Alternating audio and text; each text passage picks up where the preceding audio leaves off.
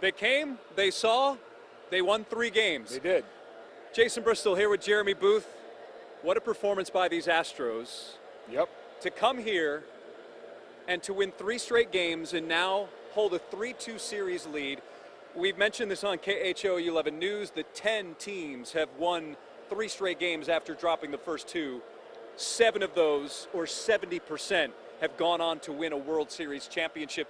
Jeremy, how is this team able to string 3 solid games in a row after what we saw in those first 2 at Minute Maid? Well, you know, we talked about, at the beginning, we talked about a 7-game series, right? 2 games go to one team, 2 games go to the other, and the other 3 are up for grabs. And what you've seen now is the Astros have won one of the games that was up for grabs, and that was last night with Jose Urquidy.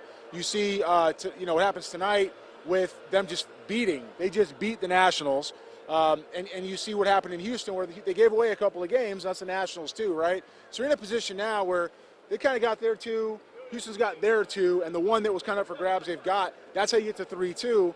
And thankfully you get to go back to Houston now with a chance to win one, needing to win 1 game and 2 chances to do it. All right, so being that we're here on Facebook Live and other platforms, ask us your questions. I mean, we have a former Major League scout right here. That's what we have him here for, is to answer your questions.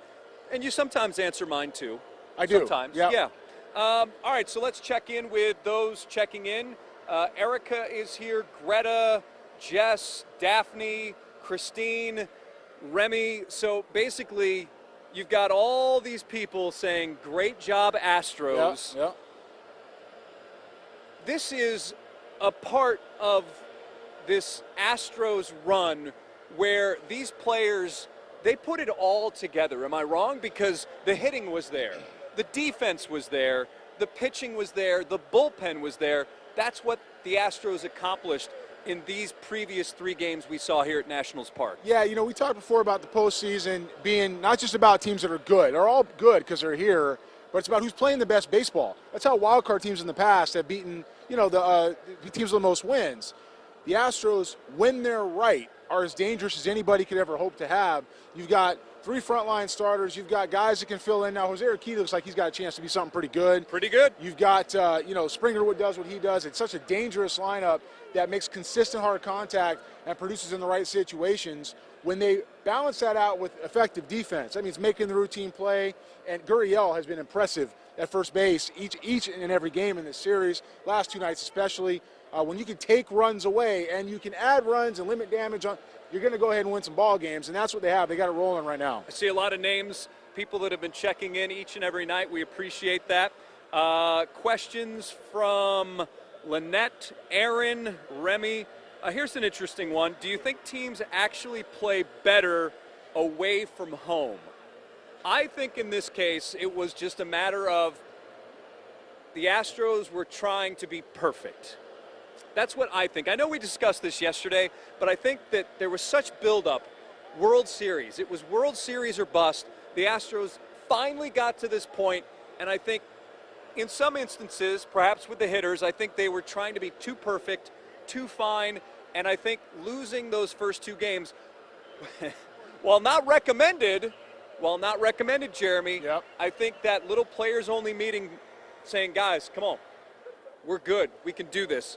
I think it allowed them to relax a little bit. What do you think? There's no reason for these guys to be nervous. I'm not going to buy into that. I think okay. I think that there was something. I'm not saying they were nervous. Yeah, no, but the pressure. Anxious? Anxious? No. I think they were facing 2 really good arms. Okay. In Scherzer and Strasburg, who came in and did what they need to do to help their ball club win. So we got to give the Nationals some credit. We talked about all lead up to the series and so far in this series about how good the pitching matchups would be. And that's what happened in Houston.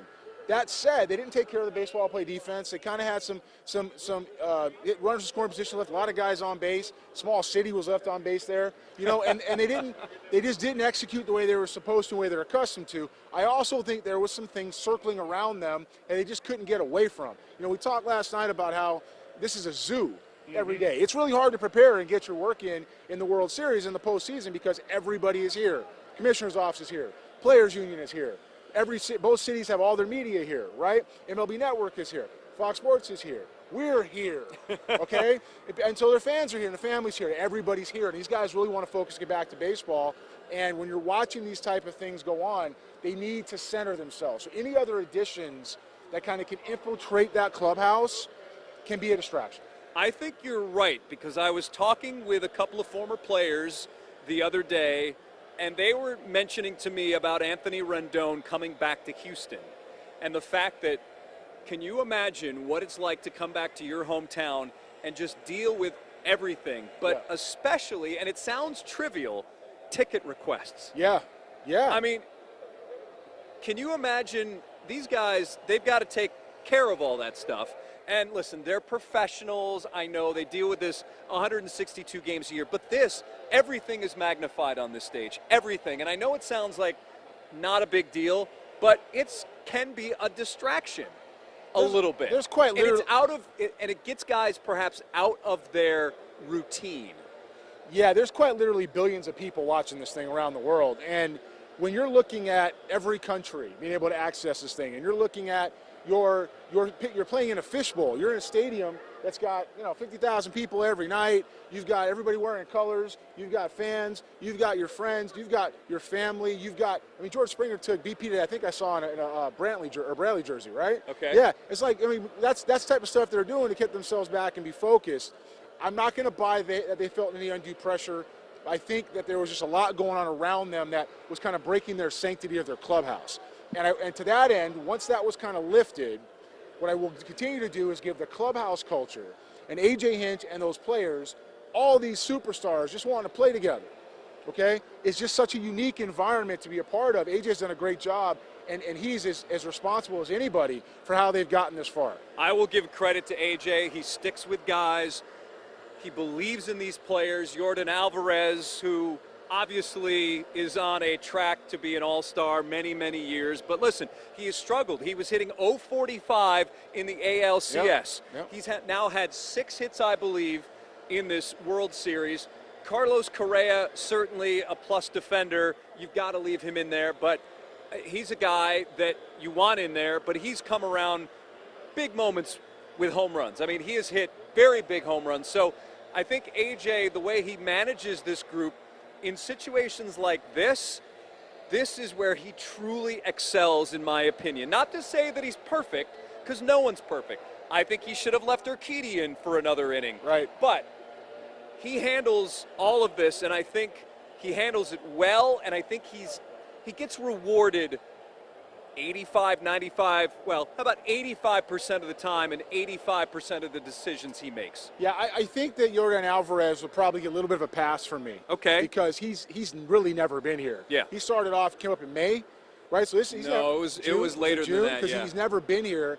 And Jose Urquidy started, you said last night, Amarillo Sod Poodles. He was playing against the Amarillo Sod Poodles his first start of the year in AA. Yeah, so, I mean, these guys, those two guys kind of get a little bit of a break for me. But, Will Harris said it the other night. He said, everybody's been here.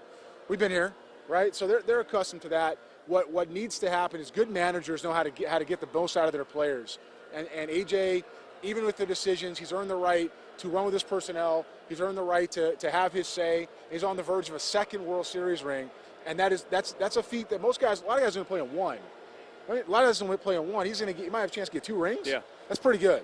All right, so a lot of people checking in, a lot of questions about Garrett Cole, but I think we should hold off on those. Okay. I'm sure you can imagine what those questions involve. There's only one question, I guess, that's coming. And perhaps they have dollar signs attached to them. Sure. Those questions. Casey wants to know, what are Verlander's chances in Game 6?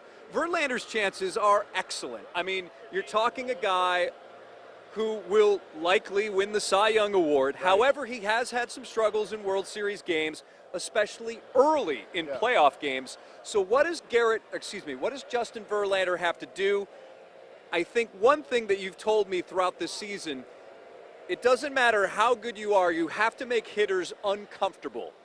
And the times that Verlander has struggled, he's not making guys uncomfortable, right? I mean, they're able to dig into that box and pick their pitch, and a lot of times hit it over the fence.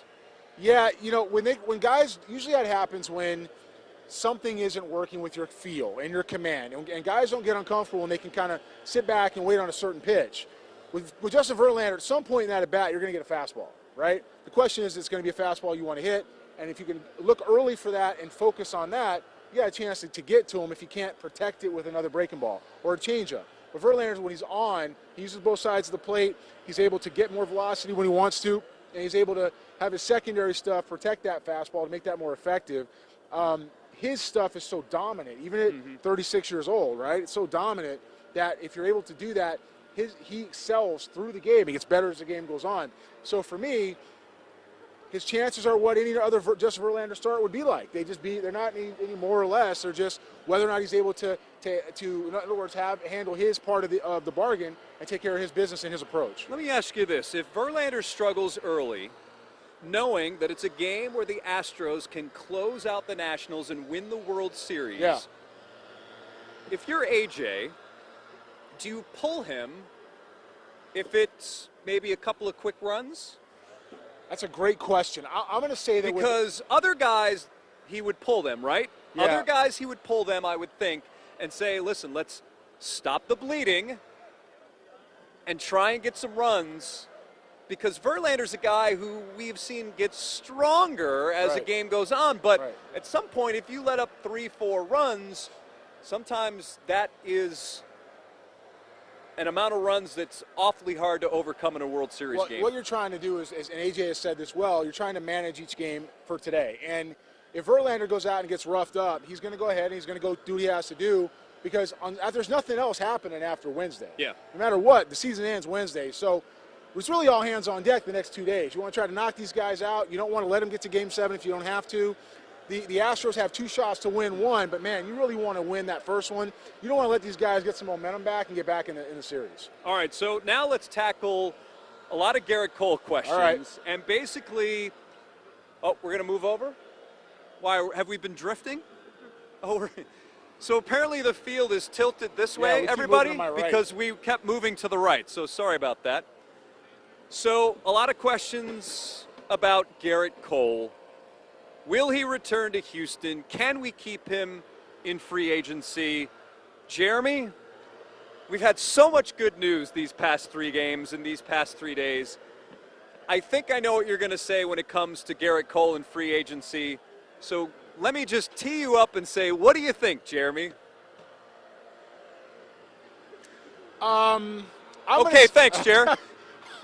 I'm going to say this. I'm going to say that the Astros will have every opportunity to keep Garrett Cole in Houston. I think that's established. Garrett Cole has said, however, that he's earned the right to become a free agent, and he wants to see what that looks like. And that he's done that. He's possibly the best pitcher on the planet at this point in time. He is entering a renaissance in his career where we're going to see the best of what he's got from right about now for the next 5 years, and that's a lot of value. Now, I got to tell you, I've had a couple conversations with some people, and I'll throw a guess out right now. 8 years, $35 million a year.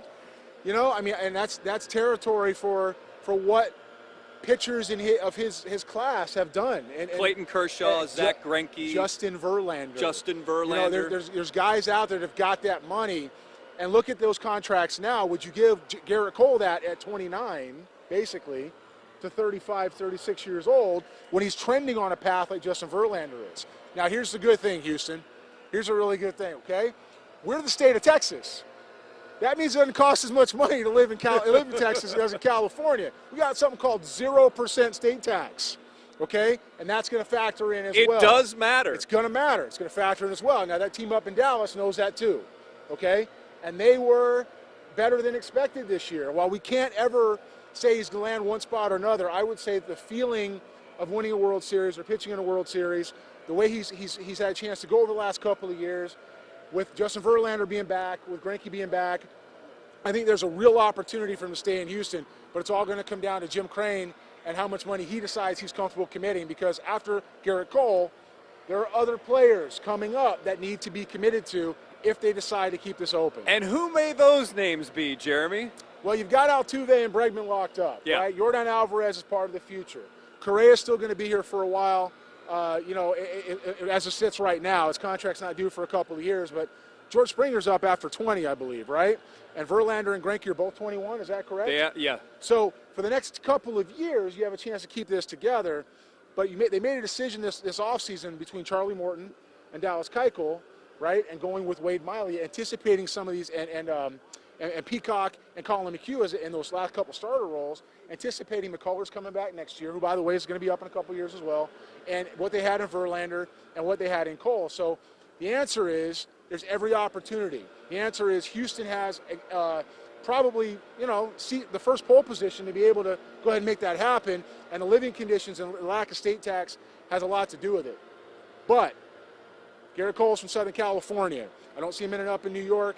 If he doesn't end up in Houston, I would be surprised if he's not out west. With Verlander here for 2 more years, and I don't want to go too long on this. Sure. Could the Astros get creative and really pay him a boatload of money for 2 years, and then perhaps he would want to test free agency again? Or I would imagine a guy with Scott Boras as his agent would want a big, huge, long-term deal. Well, Boras is Altuve's agent too, right? Altuve wanted to stay in Houston. He got paid $25 million a year. Yes, which is now a bargain. That's a bargain. It really is a bargain. And part of that was because he's the face of the city. Part of that's because he wants to stay in Houston. Part of that is because this window is open for 4 or 5 of that 7 years, right? If you count last year, you have this year, you certainly have next year. This window is still open. After that, we'll see. I mean, some of the young players have to kind of show up that might be left, or they have to make some other free agent acquisitions. But for at least half of Altuve's contract, that window is open. As it sits today, Garrett Cole doesn't have that same certainty. He doesn't know if Springer's going to be back. And we're not saying they're gone, but you don't know. These guys have an opportunity to become free agents and test the market. So here's my recommendation. Okay, enjoy it right now. Enjoy the fact you got a chance to win a second World Series in 3 years, which doesn't happen often at all in any sport. Aaron wants to know, what will be the Astros' primary focus? Lead strong, I'm guessing start strong, yeah, or finish strong? Can I answer this? Absolutely. Yes. It's both. It's both. Right? Yeah, it's both. I mean, in a game like that, a game like Game 6, where you can close out and win a World Series, certainly you want to start strong. You want to get the crowd involved. You want to plant those seeds of doubt in the Washington Nationals' minds. Right. And then you want to finish strong. You want Roberto Osuna to be on the mound in the 9th inning, ready to throw his glove in the air.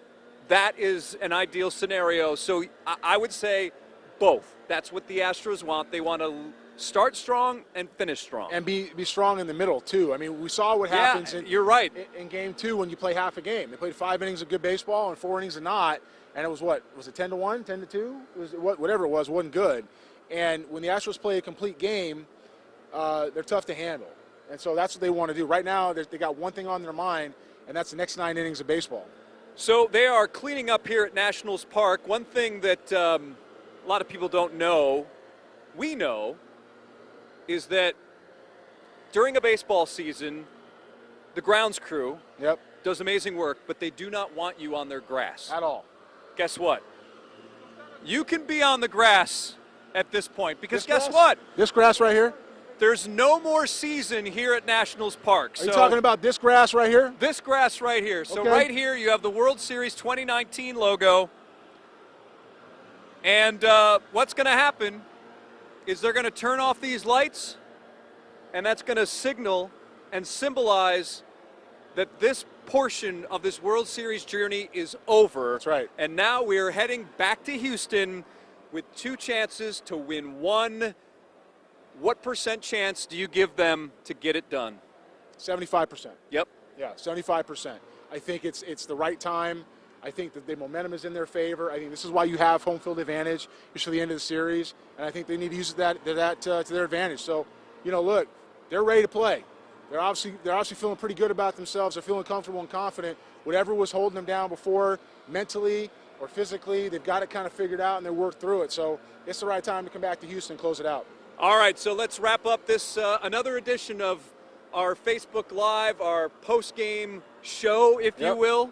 So we'll be back on Tuesday night. Who knows what's going to be in store? Will it be a victory party, or will it be a planning for a Game 7? We will all find out together, right? Do-do-do-do-do. Do-do-do-do. By the way, kudos to the Astros fans here who are turning the Baby Shark song into take it back, take it back. That was really creative. All right. Thanks, everybody, for watching these past 3 nights. We appreciate you. We appreciate you watching, and we appreciate you watching KHOU 11 News. For Jeremy Booth, Jason Bristol, signing off. And Sergio Soto behind the camera, signing off from Nationals Park. We'll check you next time from Houston.